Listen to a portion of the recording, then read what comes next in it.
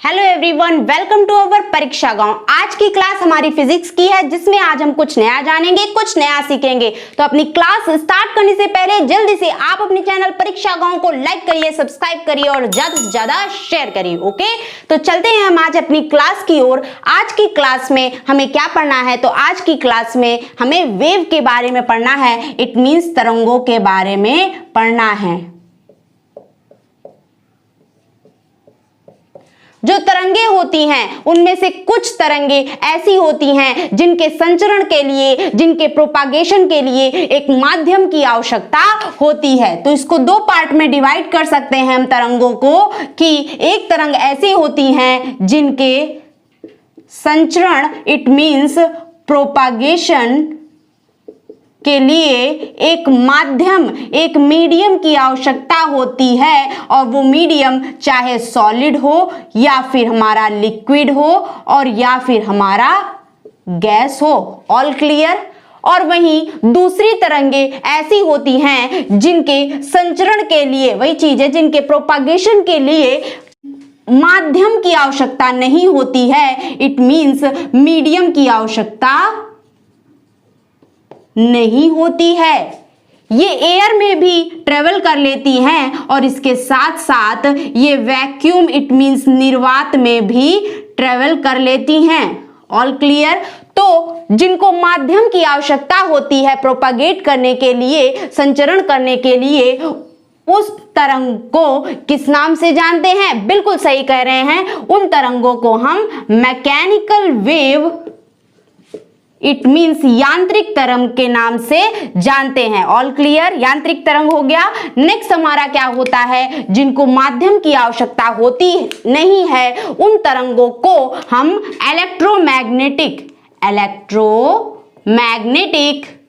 Magnetic wave के नाम से जानते हैं। इट मींस विद्युत चुंबकीय तरंग के नाम से जानते हैं। इन्हें किसी माध्यम की आवश्यकता नहीं होती है, ये वैक्यूम या एयर कहीं पे भी ट्रेवल कर लेती हैं। और ये तरंगे चाहे एयर में ट्रेवल कर रही हों या फिर वैक्यूम में ट्रेवल कर रही हों, इनकी जो स्पीड होती है या इनकी जो चाल होती है वो speed of light it means प्रकाश की चाल के बराबर चाल से ये चलती हैं। प्रकाश की चाल क्या होती है? एग्जैक्टली न्यूमेरिकल वैल्यू उसकी होती है 3 × 10⁸ मीटर प्रति सेकंड। इट मींस हम कह सकते हैं कि जितनी भी विद्युत चुंबकीय तरंग होती हैं वो 3 × 10⁸ मीटर प्रति सेकंड की चाल से चलती हैं, चाहे वो निर्वात में हो चाहे वो वायु में हो।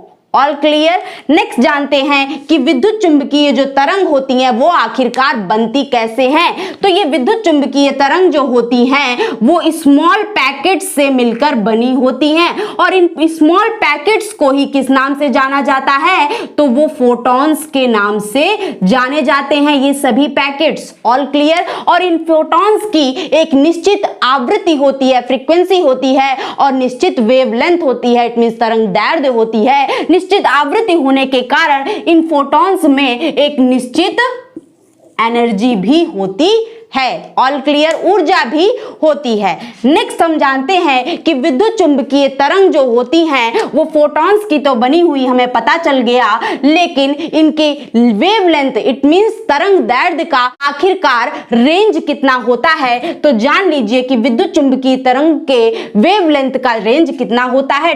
10⁻⁻14 से लेकर 10⁻4 मीटर होता है। All clear? अब विद्युत चुंबकीय तरंग कुछ ऐसी तरंग होती हैं जिनमें जो वेवलेंथ होता है वो 10⁻³ इसी के रेंज में आएगा। 10⁻³ से -2 मीटर इसी के रेंज में आया कि नहीं? तो इस प्रकार की तरंगे को क्या कहा जाता है? तो सूक्ष्म तरंगों के नाम से जानी जाती हैं इस प्रकार की तरंगे। All clear? जिनकी वेवलेंथ ये होगी उनको हम सूक्ष्म तरंगों का नाम देंगे। ऑल क्लियर हो गया ना? अब हम जानते हैं कि इलेक्ट्रोमैग्नेटिक वेव्स जो होती हैं उनके टाइप्स क्या हैं, और इसके साथ साथ जानते हैं कि मैकेनिकल वेव इट मींस यांत्रिक वेव के क्या क्या उदाहरण हो सकते हैं। All clear? चलिए जानते हैं। तो फर्स्ट जानते हैं हमारा मैकेनिकल वेव। मैकेनिकल वेव में यांत्रिक तरंग का पहला एग्जाम्पल हमारा क्या हो जाएगा, साउंड। हमारी जो आवाज है, हम बोल रहे हैं तो हमारी जो आवाज आप तक पहुंच रही होगी वो वायु को एक माध्यम बनाकर ही पहुंच रही होगी। इट मींस हमारी जो साउंड है वो एक यांत्रिक तरंग है। इसके साथ साथ स्प्रिंग जो गति करती है, इसके साथ साथ आप रोप ले लीजिए, रस्सी, ठीक है ना। नेक्स्ट आप ट्यूनिंग फॉर्क के बारे में पढ़े होंगे। ट्यूनिंग फॉर्क नहीं देखा है तो आपके किचन में एक चिमटा होगा, चिमटे के ही आकार का होता है, ठीक है ना। इसको ऐसे ऐसे ऐसे ऐसे जब आप वाइब्रेट कराओगे तो यहां से भी एक प्रकार की तरंग निकलती है and that is called the mechanical wave. All clear. अब हम जानते हैं कि इलेक्ट्रोमैग्नेटिक वेव्स जो होती हैं, विद्युत चुंबकीय तरंग, उनके कौन कौन से टाइप्स हैं और उनके बारे में थोड़ा थोड़ा जानने की कोशिश करते हैं और वहां से क्वेश्चन भी आपके पुटअप हो जाते हैं। ओके, तो जल्दी से डालिए कि इलेक्ट्रोमैग्नेटिक वेव कौन कौन सी होती हैं, वो भी सीरियल वाइज डालिएगा। First one is cosmic rays, next one is gamma rays, third one is X rays, fourth one is ultra violet rays, fifth one is visible rays. Ultra violet rays means पराबैंगनी किरणें, visible rays means दृश्य विकिरण। Sixth one is infrared rays, in Hindi में इसको क्या कहते हैं, अवरक्त विकिरण। सेवेंथ माइक्रो वेव्स, लघु तरंगे, या इसको हम हर्ट्जियन तरंग के नाम से भी जानते हैं। 8 हमारी क्या हो जाएगी, रेडियो वेव, जिसको हम दीर्घ तरंग के नाम से जानते हैं। ओके, अब यहां पर हमारा सीरियल वाइज नोट कराने का मकसद यह था कि हमें क्या करना है, इन तरंगों की आवृत्ति तथा तरंग दैर्ध्य के बारे में बताना है। ओके, तो ऊपर से नीचे की और अगर आप जाओगे तो आपको क्या मिलेगा कि इन वेव की जो आवृत्ति होगी वो घटती हुई दिखाई देगी। और आपको पता होना चाहिए कि तरंग दैर्ध्य जो होता है वो आवृत्ति के व्युत्क्रमानुपाती होता है। सो हम कह सकते हैं कि ऊपर से नीचे की ओर जाने पर इन तरंगों की क्या हो जाएगी, वेव लेंथ क्या हो जाएगी, बढ़ जाएगी ऊपर से नीचे की ओर जाने पर। All clear. अब हम चलते हैं इन रेज में कुछ रेज के बारे में 1 बाय 1 पढ़ते हैं। All clear. ओके, तो उनको पढ़ने से पहले हम क्या करते हैं, एक कॉन्सेप्ट आपको क्लियर कर दें। अभी मैंने आपको बताया कि इलेक्ट्रोमैग्नेटिक वेव्स जो होती हैं वो किसकी बनी होती हैं, फोटॉन्स की बनी होती हैं, जिसमें एक निश्चित क्या होती है, आवृत्ति होती है, फ्रीक्वेंसी होती है, निश्चित फ्रीक्वेंसी होती है। और प्लैंक्स के आधार पर, अकॉर्डिंग टू प्लैंक के आधार पर प्लैंक का कहना है कि इन फोटॉन्स में एक निश्चित आवृत्ति होने के कारण इनमें ऊर्जा भी होती है और वो ऊर्जा जो होती है, वो जो एनर्जी होती है, इनकी फ्रीक्वेंसी के डायरेक्टली प्रोपोर्शनल होती है, समानुपाती होती है। और यहां पर अगर हम कांस्टेंट लाएंगे तो h आ जाएगा और ये जो h है वो हमारा क्या है, प्लैंक्स कांस्टेंट है। इसे हम किस नाम से जानते हैं, प्लैंक्स कांस्टेंट के नाम से जानते हैं। और इसकी न्यूमेरिकल वैल्यू 6.626 × 10⁻³ जूल सेकेंड होती है। All clear. इतनी बात आपको क्लियर हो गई कि फोटॉन्स में एनर्जी होती है। ओके, तो अब हम चलते हैं, पहला हमने गामा रेज के बारे में हमको जानना है। जो गामा रेज होती हैं, आपने देखा था सेकंड नंबर पे आ रही थी, वो ऊपर से हम देखे थे तो सेकंड नंबर पे आ रही थी। इट मींस अन्य रेज की अपेक्षा इसकी जो आवृत्ति होती है वो कैसी होती है, मैक्सिमम होती है। और वेवलेंथ इट मींस तरंग दैर्घ्य कितनी होती है, तो मिनिमम होती है। और आप देख रहे हो कि आवृत्ति मैक्सिमम है और आपको पता है कि ऊर्जा जो होती है वो आवृत्ति के डायरेक्टली प्रोपोर्शनल है। आवृत्ति अगर मैक्सिमम है तो ऊर्जा भी अधिक होगी। इट मींस कहने का मतलब है कि जो गामा रेज होती हैं वो मोर एनर्जी रिलीज करती हैं, एनर्जी रिलीज करती हैं, उत्पन्न करती हैं। कहां पे आप देख सकते हो, जहां पर एटॉमिक विस्फोट होता है, परमाणु विस्फोट होता है, वहां पर बहुत ज्यादा मात्रा में एनर्जी निकलती है। क्यों? क्योंकि वहां पे गामा रेज निकलती हैं। All clear? ओके। अब गामा रेज का यूज कहां पर होता है, तो कैंसर के ट्रीटमेंट में, कैंसर के ट्रीटमेंट में कीमोथेरेपी का नाम आपने सुना होगा, इसमें इसका प्रयोग किया जाता है। नेक्स्ट पॉइंट जानते हैं, ये गामा रेज इतनी ज्यादा एनर्जी उत्पन्न करने के कारण ये गामा रेज हमारे लिए बहुत ही हानिकारक सिद्ध होती है। ओके, नेक्स्ट जानते हैं, लास्ट में आपने क्या पढ़ा था, रेडियो वेव के बारे में पढ़ा था। लास्ट में क्या पढ़ा था, 8 नंबर, रेडियो वेव, जिसको हम दीर्घ तरंग के नाम से भी जानते हैं। दीर्घ वर्ड क्यों आया, ऊपर से नीचे की ओर जब जा रहे थे तो फ्रीक्वेंसी मैंने क्या बताई थी, इसकी मिनिमम होगी, और फ्रीक्वेंसी जब मिनिमम होगी तो इसकी वेवलेंथ क्या होगी, मैक्सिमम होगी, तरंग दैर्घ्य मैक्सिमम होगी। तरंग दैर्घ्य मैक्सिमम होने के कारण ही इसको दीर्घ तरंग के नाम से जाना जाता है। यहां पे देख रहे हो फ्रीक्वेंसी इट मींस आवृत्ति मिनिमम है और energy is directly proportional to frequency होता है, तो हम कह सकते हैं कि जो रेडियो वेव्स होती हैं वो लेस एनर्जी रिलीज करती हैं। All clear? और लेस एनर्जी रिलीज करने के कारण हमारे ये तरंगे आसपास होने के बावजूद भी हमें कोई नुकसान नहीं पहुंचाती हैं। वहीं अगर हम गामा रेज के संपर्क में आ जाएं तो वो हमें नुकसान पहुंचा देंगी, लेकिन रेडियो वेव्स हमारे आसपास हैं, हमें नुकसान नहीं पहुंचा रही हैं। क्यों नहीं पहुंचा पा रही हैं? क्योंकि इनकी ऊर्जा, इनकी पास जो एनर्जी है वो बहुत ही कम होती है। All clear? इसका यूज कहां पर किया जाता है, जल्दी से बताइए। तो इसका यूज कम्युनिकेशन में किया जाता है। All clear?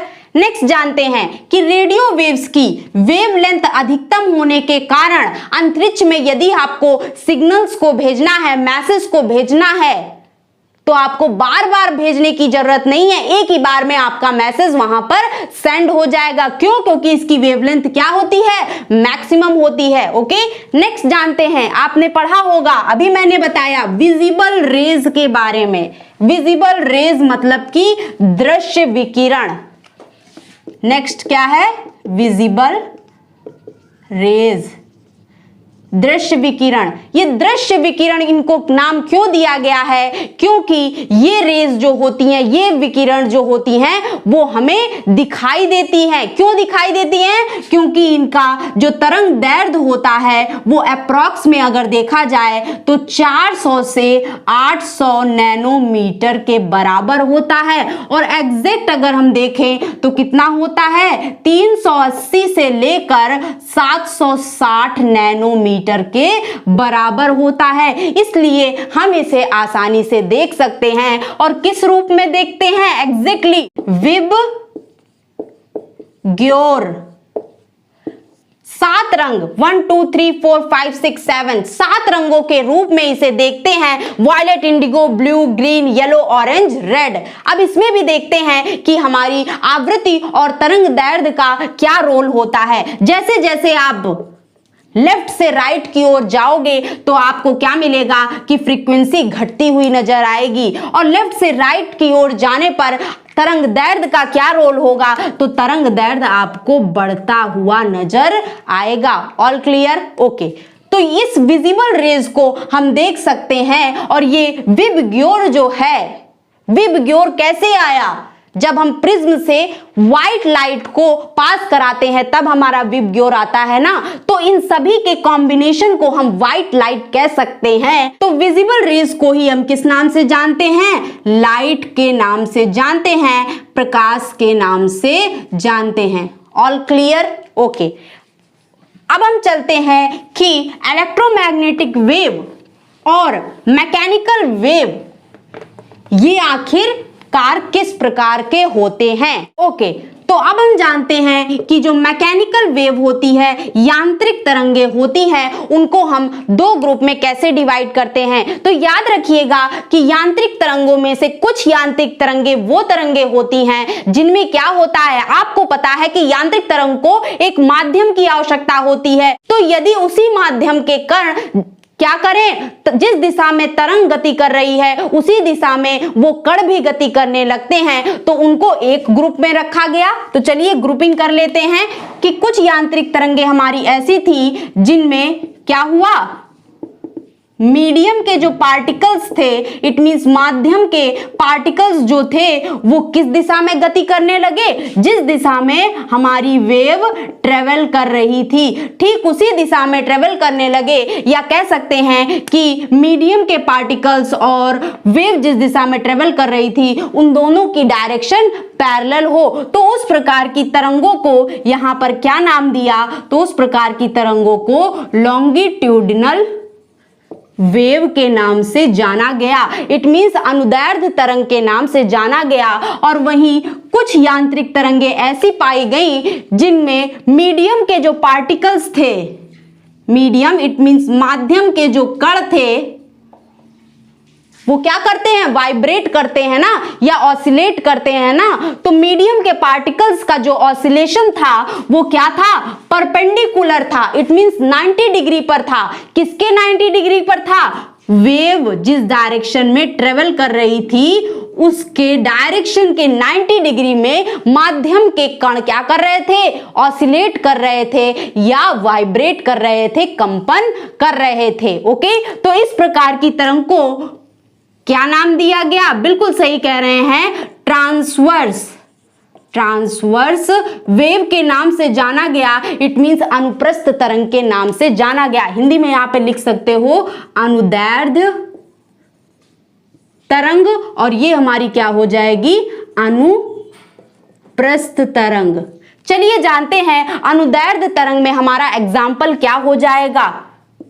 हम जो बोल रहे हैं, हमारी जो आवाज आ रही है उसमें क्या होगा, जो वेव होगी जिस दिशा में तरंग गति कर रही होगी ठीक उसी दिशा में एयर के माध्यम क्या है, यहाँ पे वायु ही तो है, तो वायु के जो कण होंगे ठीक उसी दिशा में क्या कर रहे होंगे, कंपन कर रहे होंगे। तो हमारी साउंड क्या होगी, अनुदैर्ध्य तरंग होगी। इसी को हम क्या कहते हैं, ध्वनि ही तो कहते हैं। तो आप अगर ट्रिक के माध्यम से देखना चाहो तो अनुदैर्ध्य में क्या आ रहा है, धा आ रहा है, मतलब कि ध्वनि क्या हो गई, लॉन्गिट्यूडनल वेव हो गई। इट मींस अनुदैर्ध्य तरंग हो गई। दूसरा आप क्या देख सकते हो, आपकी स्प्रिंग हो गई।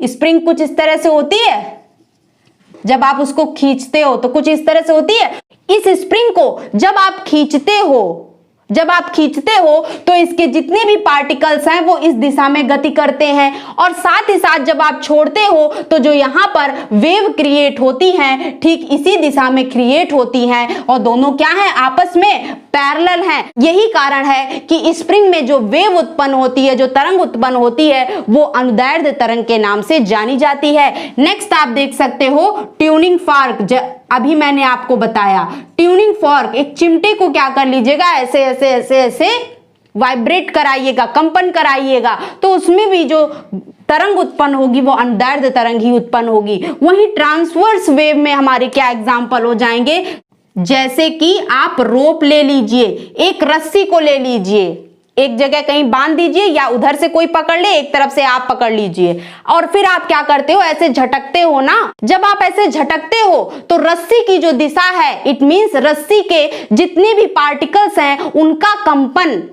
जो वहां पे तरंग उत्पन्न हो रही है ठीक परपेंडिकुलर डायरेक्शन में तरंग उत्पन्न होती है, या कह सकते हैं कि तरंग जो उत्पन्न हो रही है और रस्सी का प्रत्येक कण परपेंडिकुलर इट मीन लंबवत दिशा में होते हैं। All clear? तो चलते हैं, इसको हम क्या कर लेते हैं, फिगर वाइज भी ड्रॉ कर लेते हैं कि लॉन्गिट्यूडनल वेव जो होती हैं उनको हम फिगर वाइज ड्रॉ करें तो किस तरह से वो बनेंगी। एग्जाम्पल ले लेते हैं। तो यहां पर जब आप स्प्रिंग को क्या करते हो, खींचते हो, तो कुछ उसका जो शेप होता है वो इस तरह से आ जाता है।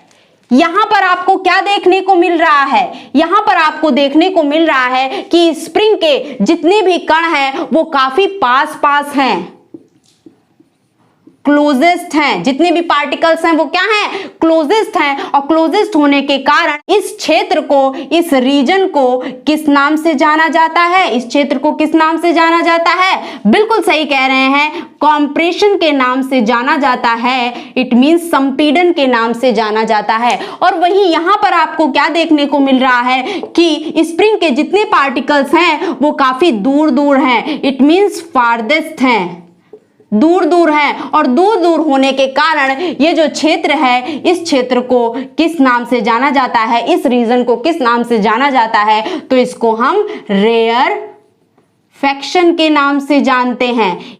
इट मीन्स विरल के नाम से जानते हैं। ये हमारा संपीड़न हो गया और ये हमारा विरल का क्षेत्र हो गया। जिस प्रकार से अनुदैर्ध्य तरंग में कॉम्प्रेशन होता है और रेयरफैक्शन, ये दोनों पॉइंट्स आते हैं, ठीक उसी प्रकार से अनुप्रस्थ तरंग में भी 2 पॉइंट्स आते हैं। चलिए जानते हैं। अनुप्रस्थ तरंग में क्या होता है, वेव इस दिशा में जा रही है और जो पार्टिकल्स हैं, जो माध्यम के जो कण हैं, उनका ऑसिलेशन, उनका कंपन क्या होता है, ठीक लंबवत होता है, कुछ इस प्रकार से होता है। रस्सी को जब आप झटकते हो तो रस्सी कुछ इस तरह से जाती है, इस तरह से गति करती है ना, लेकिन उसकी जो तरंग होती है वो इस तरह से गति करती है। इट मींस लंबवत। यहाँ पे एंगल क्या बन रहा है, 90 डिग्री का बनता है। All clear? तो याद रखिएगा, पहले हमारी रोप क्या थी, रस्सी क्या थी, नॉर्मल कंडीशन में थी। तो नॉर्मल कंडीशन से यदि हम पॉजिटिव वाई डायरेक्शन में मैक्सिमम डिस्प्लेसमेंट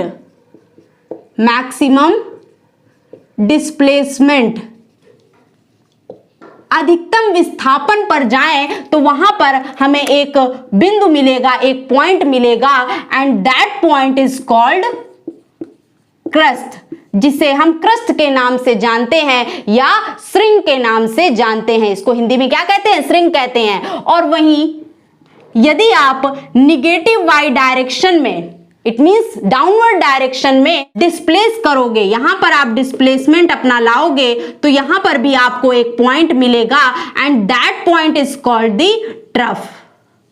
ठीक है ना, इसको हम क्या कहते हैं, गर्त के नाम से जानते हैं। तो यहां पर एक साइकिल कैसे कंप्लीट होती है, यहां से गए, यहां से गए, यहां से गए, यहां से आए, यहां पर ये साइकिल आपकी कंप्लीट हो गई। तो एक साइकिल में एक क्या होता है, ट्रफ होता है, और एक क्या होता है, क्रस्ट होता है। All clear? आपको एक साइकिल में एक ट्रफ मिलेगा और एक क्या मिलेगा, क्रस्ट मिलेगा। ओके, तो अब हम जानते हैं, ये तो हमने जान लिया कि जो यांत्रिक तरंगे होती हैं वो या तो लॉन्गिट्यूडनल वेव हो सकती हैं, इट मींस अनुदैर्ध्य तरंग हो सकती हैं, या फिर अनुप्रस्थ तरंग होती हैं। पूछ रहे हैं हम आपसे कि जो इलेक्ट्रोमैग्नेटिक वेव के बारे में पढ़ा, ये किस प्रकार की तरंगे होती हैं, सभी को बताना है।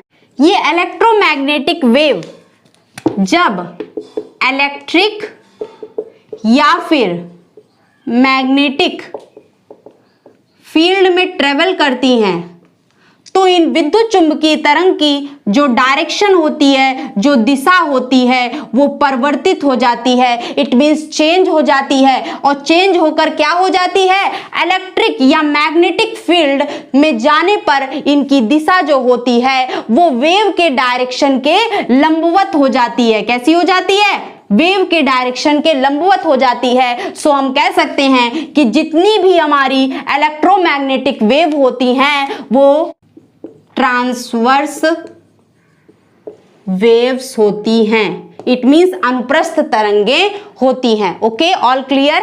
अब हमारा एक क्वेश्चन है आपसे, फटाक से सभी का आंसर आना चाहिए। तो हमारा आपसे क्वेश्चन है कि जो यांत्रिक तरंग होती है, इट मींस मैकेनिकल वेव होती है, उसमें हम एग्जांपल अगर ले लें साउंड का, तो साउंड को ट्रेवल करने के लिए एक माध्यम की आवश्यकता होगी, या तो वो सॉलिड में ट्रेवल कर सकती है, या फिर लिक्विड में ट्रेवल कर सकती है, और या फिर वो गैस में ट्रेवल करती है।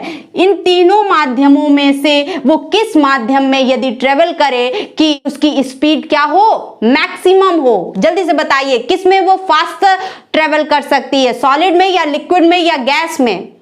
ओके, तो साउंड को ट्रेवल करने के लिए एक माध्यम की आवश्यकता होगी, और उस माध्यम में क्या होगा, छोटे छोटे कण होंगे। उन छोटे छोटे कणों का कुछ अरेंजमेंट होगा, और वो अरेंजमेंट सॉलिड में अलग होगा, लिक्विड में अलग होगा, गैस में अलग होगा। सॉलिड में क्या होगा, वो छोटे छोटे कण काफी पास पास होंगे, लिक्विड में उससे दूर दूर होंगे, और गैस में क्या होंगे, और दूर दूर होंगे। सॉलिड में पास पास होने के कारण जैसे ही हमारी साउंड प्रोड्यूस होगी, ये दोनों आपस में क्या करने लगेंगे, वाइब्रेट करने लगेंगे, और वाइब्रेट करते हुए आगे अपने कणों को क्या कर देंगे, हमारी साउंड को पहुंचाते हुए चले जाएंगे। और वहीं लिक्विड में देखोगे तो यदि आप साउंड प्रोड्यूस करते हो तो वो साउंड पहले इस कण के पास आएगा, और ये फिर कण क्या करेगा, इस तक जाकर पहुंचेगा। काफी इसको डिस्टेंस ट्रेवल करनी पड़ेगी, और यहाँ पे तो और ज्यादा इस कण को डिस्टेंस ट्रेवल करनी पड़ेगी। सो हम कह सकते हैं कि सॉलिड में पार्टिकल्स पास पास होने के कारण हमारी साउंड जो है उसकी स्पीड क्या हो जाती है, बढ़ जाती है, वो जल्दी